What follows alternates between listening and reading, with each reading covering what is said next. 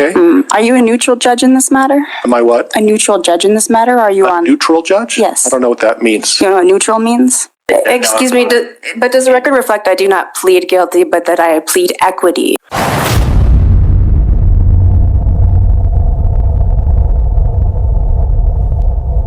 Ms. Galloway appears in person. Good morning. Let's see, Mr. Contreras appears on behalf of the prosecution. I am a senior judge, Ms. Galloway. Judge Meyer is in a 3-day trial, so I'm just helping her out with her docket since she was unavailable today. We didn't want to continue these matters. And give me 1 second here just to find your file. So I see that the case is 101 days old. You last appeared in court on December 11th. And looks like you did not want to fill out an application for the services of the public defender's office, and you did not want to speak to the prosecution. Is that right? Well, first of all, I'm here on special appearance. I don't know what that means. Okay. You're not here on a special appearance. You're actually here on a summons issued by... I am here on special appearance. Okay. And by the way, I also filed a notice of presentment. Unfortunately, it was sitting in the mailbox for about a week. I don't know what that means. Okay. Well, it's a conditional acceptance offer. I don't know what that means. Okay. Well, the prosecuting party has not yet established mens rea, actus rea, corpus delicti, or provided any proof of an injured party. That's why we have trials. Okay. Well, they have to do that in order to establish subject matter jurisdiction. Okay. So sounds like we're going to set this case for trial today. Okay, well, I will only conditionally accept if the prosecuting party develops subject matter jurisdiction. It is officially being questioned, so they have to develop that. And they have to, present actus rea and mens rea. Yeah, I heard what you said. My question to you is, how do you wish to plead, guilty or not guilty?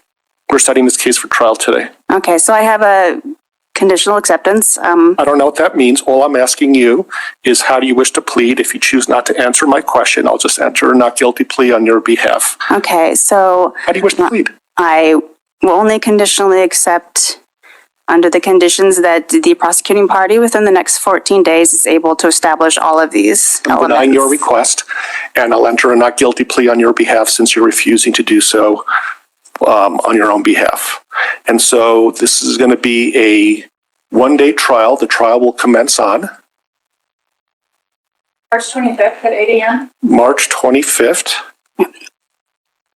at 8 o'clock in the morning.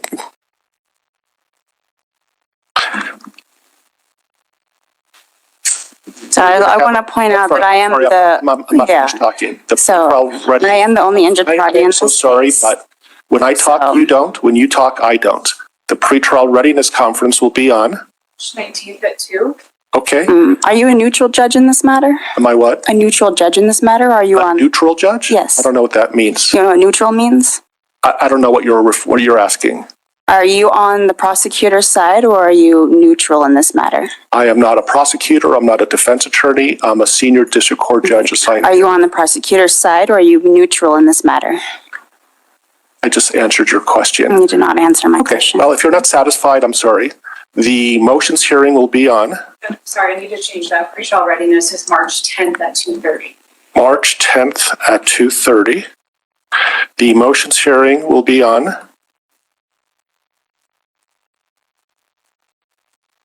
February 27th at 11. at 11. So be aware that I placed a bond on this matter and a notice of presentment. Okay, thank you. And so let me just recap what we're doing. We are having a jury trial. Right now you are presumed innocent, and it's the prosecutor who has to prove actus reus and mens rea and all of the elements for the crime that you're charged with to a jury of 6 unanimously beyond a reasonable doubt. That trial will be conducted on March 10th at 2:30 in the afternoon. That trial will be on March 25th beginning at 8 o'clock.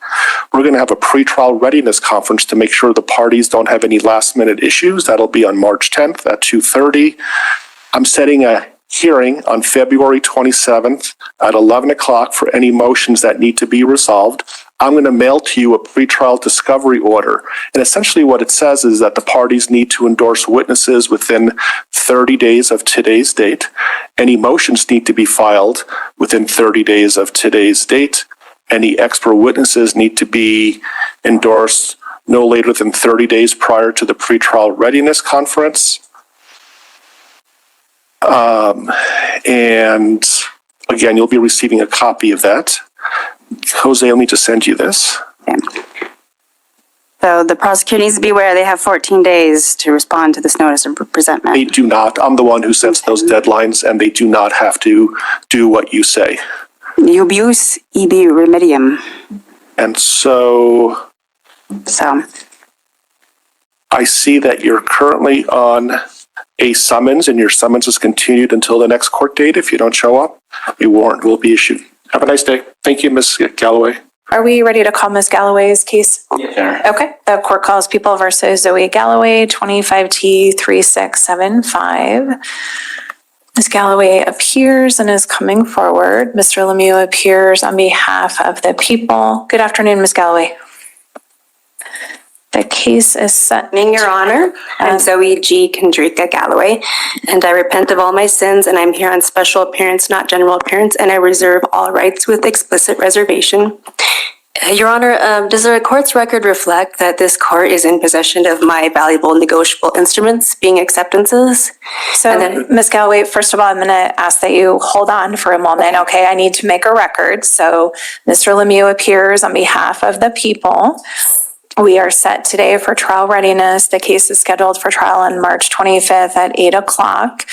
The 3 remaining counts after the court received proof of insurance and dismissed that count are speeding 10 to 19 miles over the speed limit, driving without a license, and driving with fictitious plates. Mr. Lemieux, are the people announcing ready for trial? People are ready, Your Honor. Okay. And Mr. Lemieux, have you extended an offer in this case?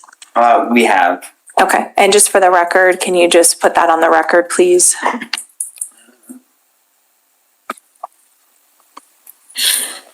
Your Honor, how is it that this court can retain custody of all the discharge instruments, being my negotiable acceptances, yet still attach charges to my physical body when discharge has already occurred? So, Ms. Galloway, I don't know what any of that means. I know that you filed a number of motions with the court that make no sense to the court, and I don't know what any of those Your things Honor, mean. how is it that you can draw draft instruments on an account that you control, that you have made the prosecutor and junior security interest and accommodation party on, that you Okay, send so Ms. those Galloway, to me, I asked Mr. and that you Lemieux do a not question, understand and I'm what they waiting are? for him to respond to the court, so I'm going to ask that you stop interrupting. Mr. Lemieux, if you could just make a record for the court as to what the offer is that's been extended in this case, so it's clear to Ms. Galloway what the offer was I or guess is. I'm looking at the notes, and it looks like when we tried to convey offers previously, the kind of the same thing that happened now just happened again. So I'll just convey the offer here then on the record to plead guilty to speeding 5 to 9 miles over the speed limit. But they said no. Excuse me, but does the record reflect I do not plead guilty, but that I plead equity? Okay, thank you, Ms. Galloway. Please stop interrupting. Everyone gets a chance to talk. Mr. Lemieux, the offer is plead to speeding 5 to 9 miles. $7 fine, and then plead guilty to expired plates, Your Honor. Okay. So it sounds as though that's the offer that the people have extended. It's pretty clear, Ms. Galloway, that you're not interested in that. We are set Actually, for excuse trial. me, but does the court's record reflect that I have accepted all presentments and offers of the court, the clerk, and the prosecutor, and I have returned them for discharge of this matter? How is it that this court can retain custody of all those acceptances yet not recognize that discharge has already occurred? So, Ms. Galloway, the only way that you are entering a plea in this case is if it happens on the record in front of the court. Does the record reflect that I plead equity today?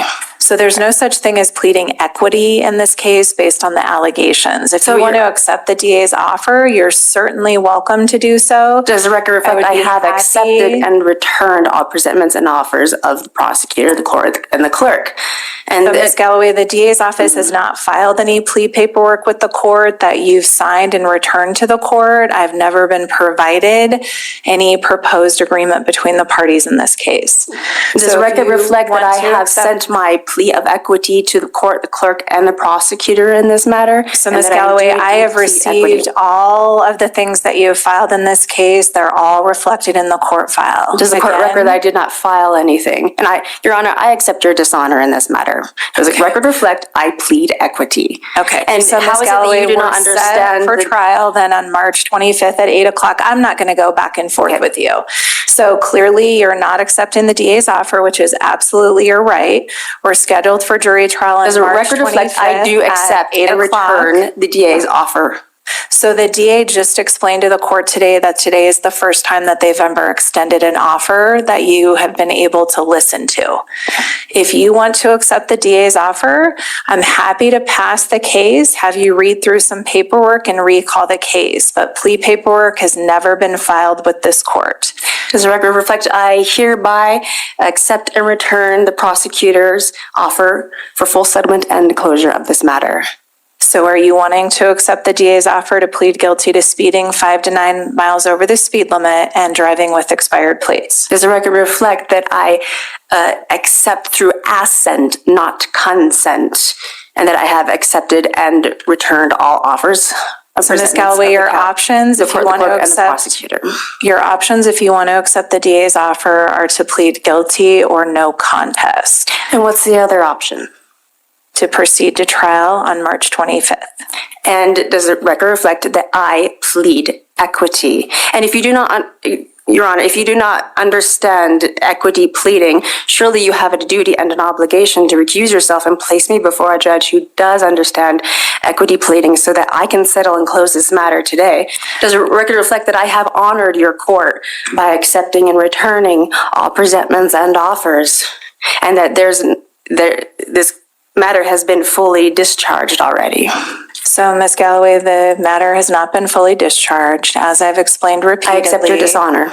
The DA has extended an offer today. Do you want to accept the DA's offer today?